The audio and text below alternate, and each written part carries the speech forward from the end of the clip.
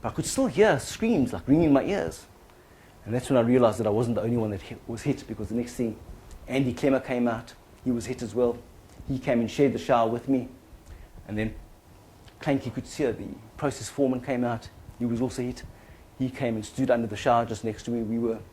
And Bram Beinart came as well. He was hit also. And he came and shared the second shower with Clanky Kutsia. So it was the four of us. Paul said that he had a near miss, because as he was just leaving the area, he said he felt a small sort of splash at the back of his neck, but it was nothing serious.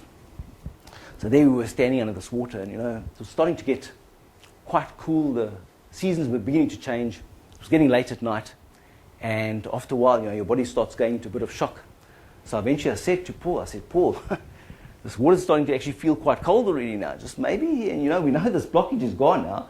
Maybe we should just shut this water off now for a bit. Let's go and we'll just box this thing up now. Let's just hand this facility back to the process guys that are left there, and just let's get the heck out of here and go home.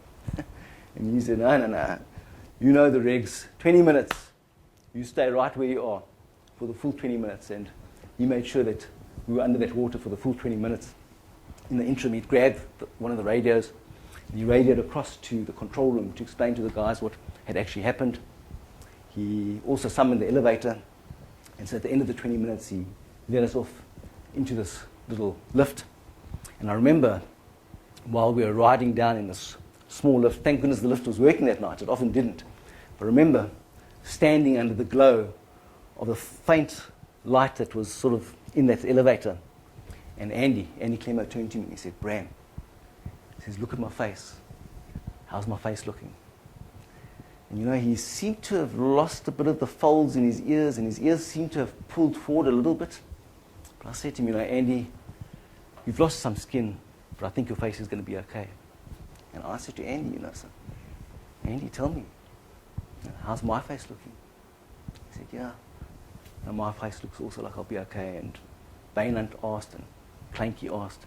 And by that stage, the elevator had reached the bottom, and we were met by the ambulance guys that put us onto stretchers eventually and took us initially to the site hospital, where they initially had to cut our clothes off our bodies with scissors, and then they tried to clean up the wounds as best they could.